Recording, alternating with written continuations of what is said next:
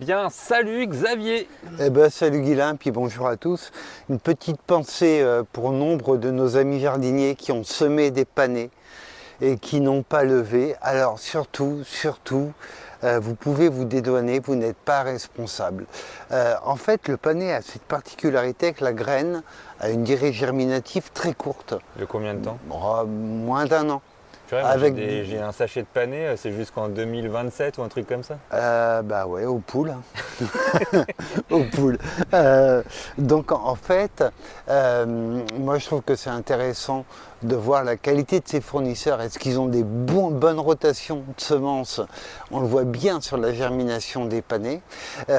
Et puis dire que voilà, il y a bien longtemps déjà, il y avait un panais qui nous faisait tous rêver, c'était un panais rond. À l'époque, Victor Renaud m'avait donné des graines, mais ça n'a pas germé. Or, Cocopelli fait du panais rond Carl Ruschen, qui a bien germé. Et ce qui fait que là, je vais pouvoir planter un porte-graines. Pour moi, enfin je vais même en planter plusieurs en fait, pour moi récupérer la semence et puis le maintenir. Mais encore une fois, là les panais, on a eu tendance et on a encore tendance à dire que Cocopelli a des problèmes de germination, de qualité germinative.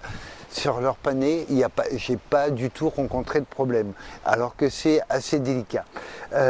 Donc en fait, c'est maintenant que je le replante. Pourquoi? Parce que le panais, on avait fait une vidéo sur faire ses graines, c'est allogame. Autrement dit, deux variétés au sein d'une espèce vont se métisser.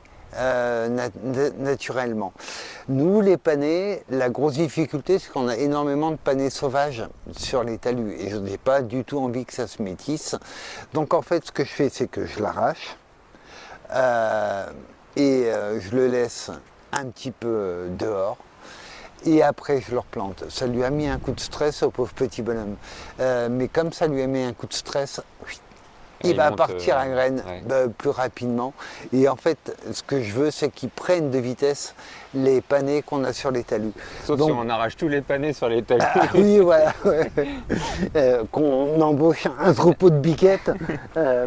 Donc en fait, rien de plus simple. Hein. Moi, je vais le mettre à un endroit bien visible du potager. Vous voyez à quel point la terre est fraîche encore. Ouais. Regardez, ça se colle dessus. Hop. Voilà, le voilà qui est mis là, tac tac, j'ai même du paillage parce qu'il n'a pas besoin d'avoir une terre chaude et maintenir de la fraîcheur ça va être bon. Est-ce qu'il faut l'arroser? C'est pas obligatoire. Là il est tellement humide, tellement frais lui-même que normalement il va repartir tout seul. C'est pas pour que la terre soit en contact avec, pour qu'il fasse des racines? Ouais. Même pas, non?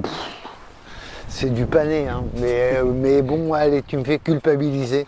Je lui mets un seau d'eau. Par contre, ce que je fais, comme on ne le voit pas encore, attention, il va monter un petit bonhomme. C'est pour ça que je me mets à côté d'un piquet.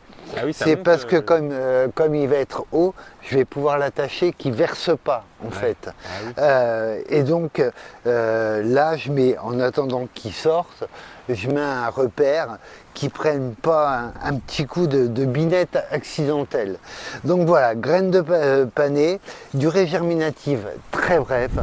En fait, il faut ressemer les graines de l'année, hein, finalement. Ce qui fait que, autant que possible, si vous en avez des beaux, ça permet une sélection positive, c'est-à-dire que vous arrachez vos panais, vous voyez ceux qui sont bien conformés, qui sont jolis, vous en replantez quelques-uns pour faire de la graine. Ça vaut vraiment la peine, je trouve, de faire ses propres graines de panais. Eh bien super, faisons nos graines de panais. À très bientôt Xavier. À très vite, salut Guilain.